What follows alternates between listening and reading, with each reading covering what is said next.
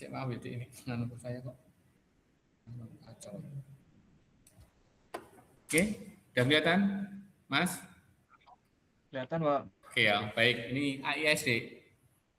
Ini salah satu algoritma yang cukup beken juga, yang AIS algoritma imun sistem, ya kan. Jadi ini sama dengan kita punya imun kan, ya kan. Imun itu kalau badan kita sehat, kita imunnya kuat. Nah, gitu. Nah, kita lihat algoritma itu kok menginduk ke kita janjane kayak opo kan gitu kan.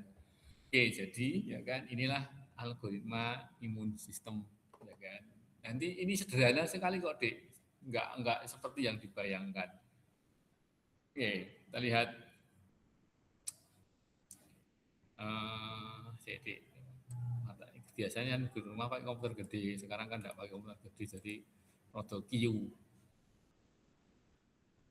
Kok muncul kayak gini? Tadi aneh. Oke. Oke, jadi ya kan algoritma ini agak yang depan sedikit ya, Dek. Foto kurang katon ini. Ini saya takut aja nyentil-nyentil ini loh, Dek. Halo adik-adik yang datang setelah ini agak tak approve ya, Dek. Saya agak repot, Dek, karena layar saya kecil. Maaf tenan yuk, ya kan. Dek, kita ini masih mencoba menggedekan layar tapi nggak bisa. Kepongan ini loh, kacamata ini anu. Tower loh.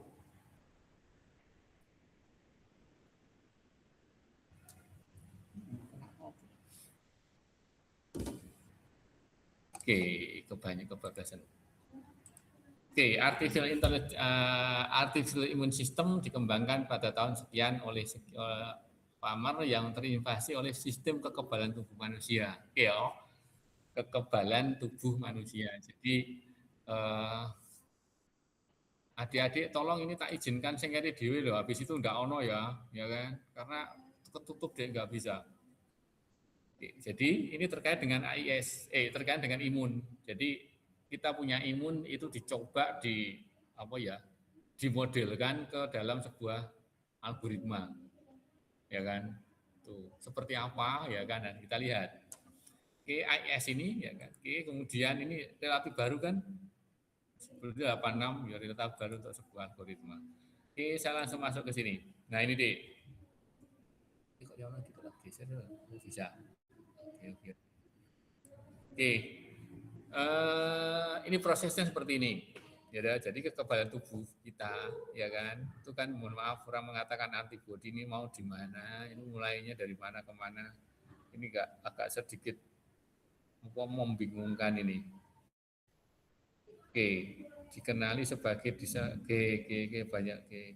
Nah, sekarang dari patogen dulu, ya kan, patogen itu kan penyakit toh, ya kan, patogen kan penyakit. Oke, kemudian dikenali lewat bagian patogen antigen, itu ilmunya. Dikenali oleh sel T dan sel B, ya kan? Kemudian mutasi antibodi, kemudian antibodi mati, kemudian mengenali antigen, perbanyak antibodi, hancurkan non sel antigennya. Oke. Nah, ini prinsipnya seperti ini menurut di reka-reka ya. Di reka-reka itu seperti ini. Di reka-reka ya kan, ini kan yang kekebalan tubuh manusia. Ini dimodelkan ke dalam sebuah algoritma. Kayaknya hasilnya seperti apa? Yang jelas ini masih ada istilah mutasi, ya kan? Kemudian memperbanyak antibodi. Nah, kita itu saja yang patogen ya. Oke. Kita lihat ini nganunya tadi definisinya toh, ya kan? Ini di kekebalan dan AIS. Oke, coba kita lihat satu. Antigen atau non-self antigen adalah benda asing yang harus dieliminasi karena dapat mengganggu kestabilan tubuh.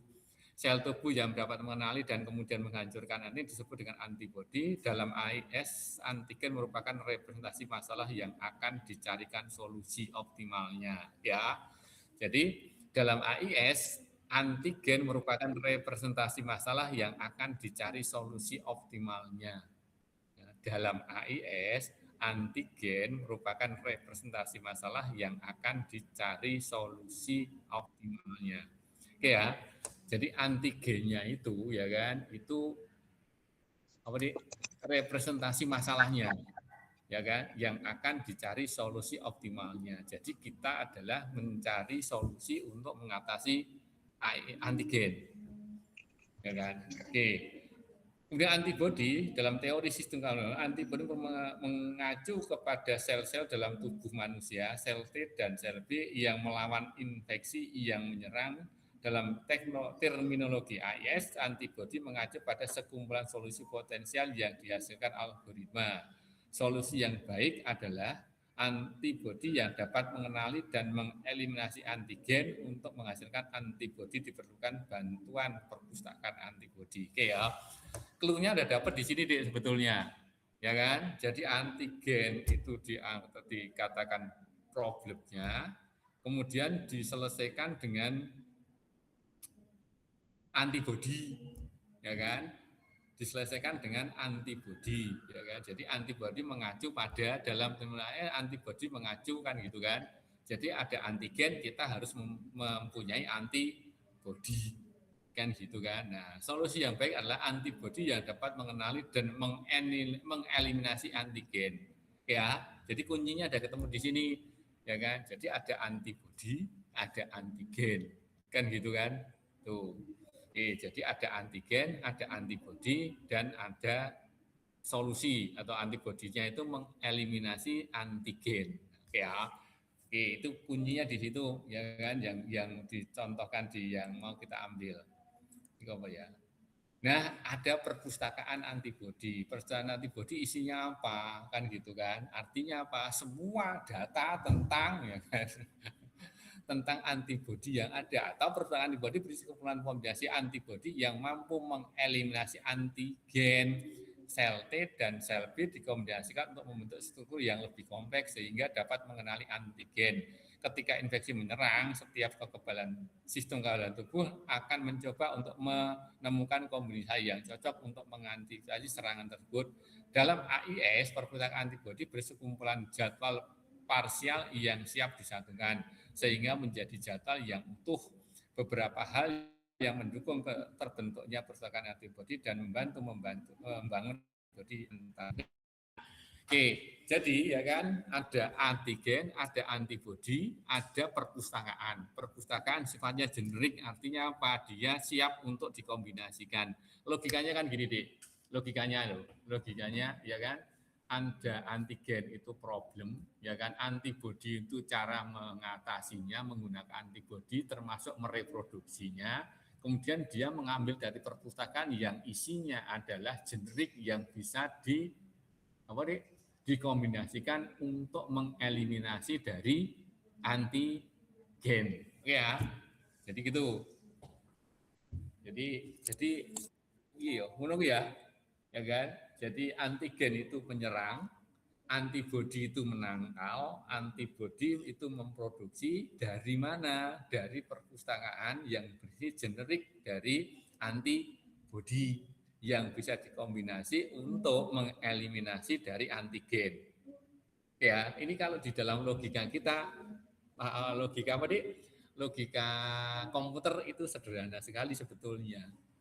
Ya kan gitu. Logika dalam dunia komputer apa? Ada antibodi, ada penyakit, ada problem, ada masalah.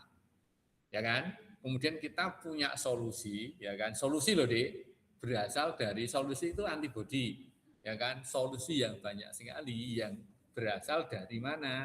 Dari pustakaan generik yang kita kombinasikan untuk menjawab dari pertanyaan yang ada. Gitu ya. Oke, simpelnya gitu. Ya kan?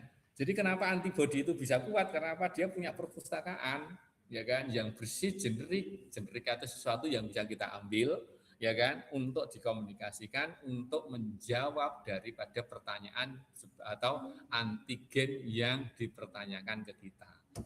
Itu. Ya kan? Jadi suatu AIS itu akan hebat, akan full power kalau kan gitu kan, kalau dia punya perpustakaan yang lengkap, ya kan. Contohnya gini, ya kan? Adik-adik waktu kecil dikasih apa dik namanya? Dibawa ke bidan, dibawa ke puskesmas dikasih apa? Antibodi yo. Yang memicu antibodi itu apa namanya? Adik-adik ya kayak diinjek, kayak Imunisasi. Oke, betul. Terima kasih. Ya kan? Dikasih imunisasi. Ya kan? Ada campak, ada pilek, ada macam-macam dikasih sesuai dengan yang diminta pemerintah. Ya kadang-kadang adik-adik Bapak Ibu kalian yang kadang-kadang tak tambah ini biar tambah kuat. Nah, itu berarti kan adik-adik membangun antibodi kan. Ya kan, antibodi di dalamnya itu ya kan ada serum-serum yang dikasihkan ini mengatakan antibodi, padahal itu kan pemicu kan. Ya kan, misalkan adik-adik dikasih apa nih campak kan gitu, sebenarnya kan itu campak yang dilemahkan supaya menghasilkan antibodi sehingga kalau ada campak betulan adik-adik itu bisa dieliminasikan gitu, sama ya kan, sama.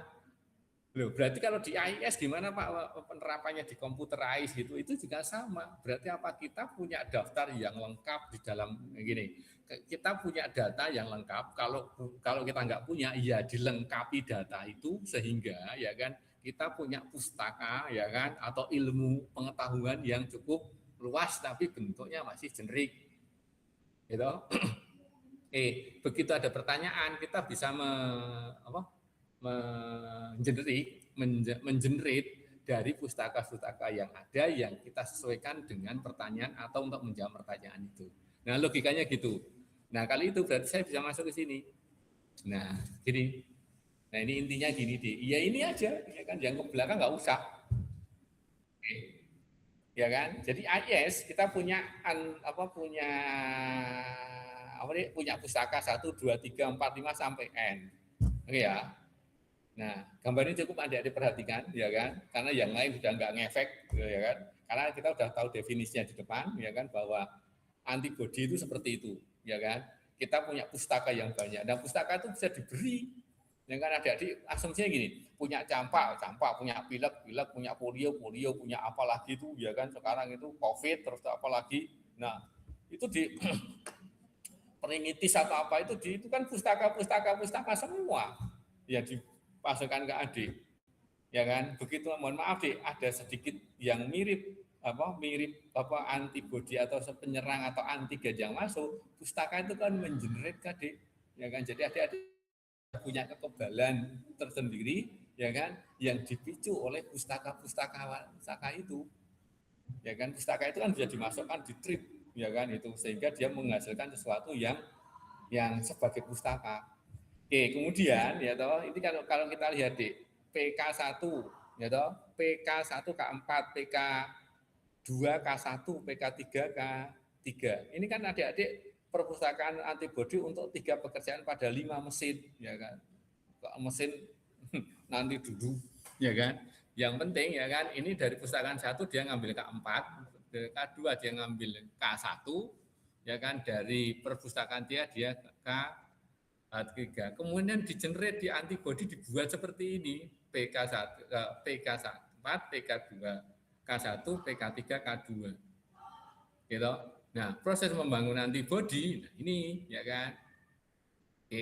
Dia punya 53121 ya kan. Pada akhirnya dia dimutasi gen menjadi seperti ini ya kan. Untuk apa? Ya kan, supaya bisa mengatasi problem. Ya kan? Jadi logikanya gini, kalau ada sesuatu yang masuk itu akan hilang kalau dibentukkan dengan sesuatu yang sama. Ya, sesuatu yang sama, ya kan? Sama-sama maka dia akan kuat bertarung kan, Dik. Ya kan? Begitu di luar ada, di dalam ada, begitu ketemu kan impasnya, Dik.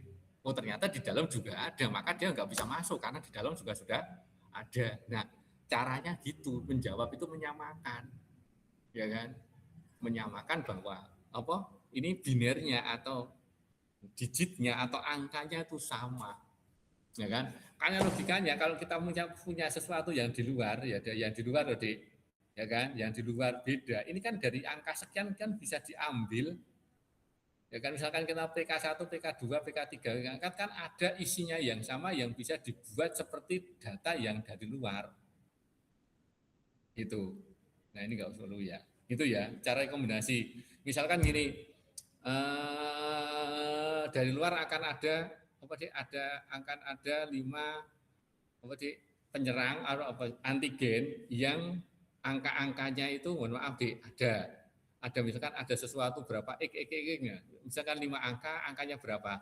Nah dari kombinasi ini mohon maaf, misalkan gini Pak, rekomendasi yang gen 1 K1 K4 K1 kan ini kan nggak ada, kan nyari data yang lain, nyari misalkan ini K2, ini misalkan K3, ini misalkan K1, nanti direkomendasi sehingga menghasilkan sesuatu yang kalau bisa sama dengan yang di luar gitu. Nah sesimpel itu untuk untuk algoritma AIS. Gimana bisa ditangkap logika ini? Halo, kita lempar pertanyaan karena sesuatu yang mudah, ya kan? Sesuatu yang masuk akal dan sesuatu yang bisa dicerna. Gimana? Clear?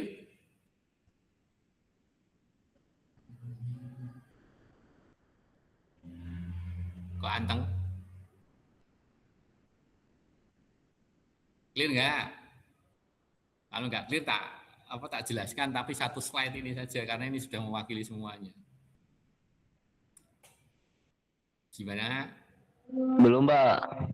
Belum? Oke. Nah, kalau belum tak jelaskan lagi.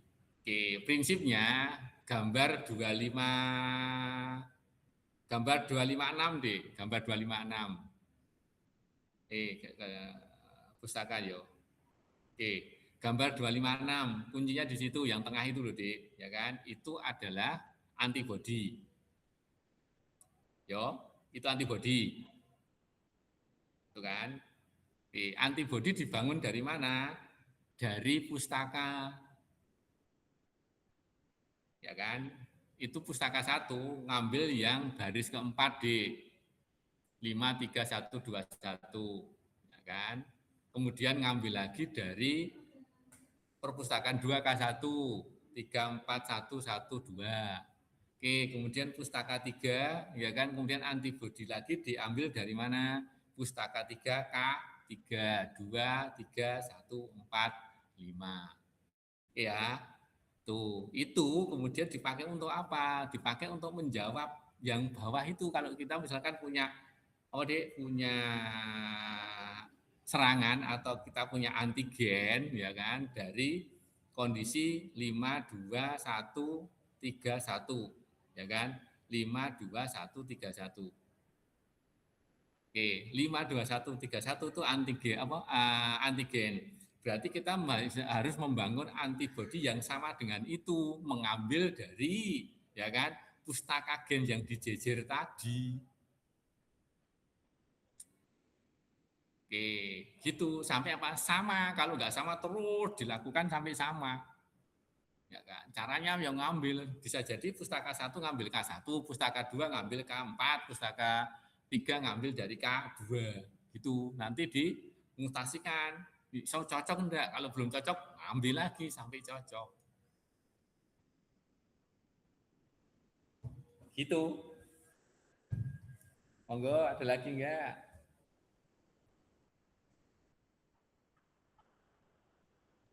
Tak tunggu kalau ada yang masih bingung. Prinsipnya, ya kan, sesuatu yang baru yang datang antigen, ya toh, harus kita selesaikan dengan kombinasi yang sama dari dalam. Itu, ya kan? Tak belum ada ngambil dari pustaka lagi, dia mengenerate lagi. Pak belum sama Pak, mengenerate lagi. Kalau nggak sama kenapa? Ya terserang kalah, kan gitu.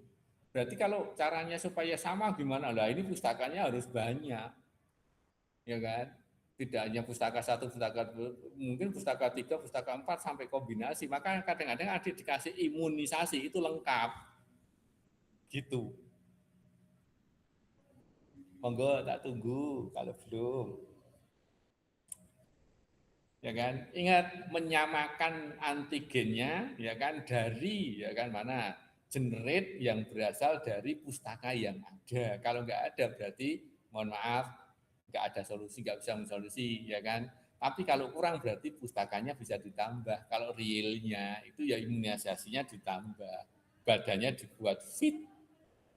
Gitu. Sehingga kalau ada pertanyaan dari sini, muncul antigen, maka kita bisa menjerit sebuah antibodi yang sama dengan antigennya. Halo, gitu.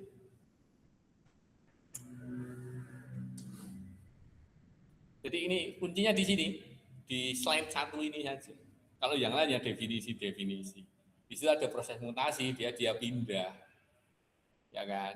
Dipindah tempatnya bisa. Pak dijejer gitu tapi kurang, bisa pindah nggak? Bisa, ya kan? Itu. Maka dia mengalami mutasi. Untuk apa? Menjawab dari solusi pertanyaan yang ada atau antigen yang dilemparkan ke dia. Dia dari luar angkanya itu apa vektornya itu dari dalam dia bisa menciptakan vektor yang sama dengan yang di luar, maka jawabannya ketemu. Nah, dari luar sama dari dalam itu sama, berarti dia nggak bisa menjawab, dan itulah jawabannya. Berarti apa? On off. Jawabannya ada, itu toh terjawab kan gitu. Itu AIS. Sama dengan kita sebetulnya, kita juga gitu. Ada pertanyaan ke kita nggak bisa, maka otak kita berpikir sehingga kita bisa menjawabnya. Ngono ya, gitu. Berpikir keras, ya kan? Akhirnya kita bisa menjawab. Nah gitu deh, itu AIS. Cuma bahasanya kan dia punya antigen, dia punya antibodi, dia punya pustaka, ya kan? Dia punya masalah mutasi gen, ya kan? Mutasi terjadi kalau sudah ditata, ya kan? Sudah ditata, tapi hasilnya belum bisa menjawab. Maka untuk menyesuaikan dia mengalami mutasi dengan memindah angkanya sehingga indeks vektornya sama dengan antigennya. Wis ya. Gitu. AIS. Oke.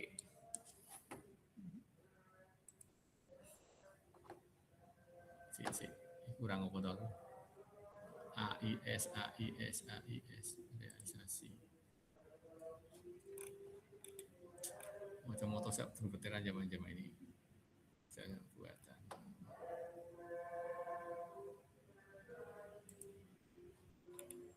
Oke, kalau data absen dulu ya. Aminuddin, Farhan, Yohanes,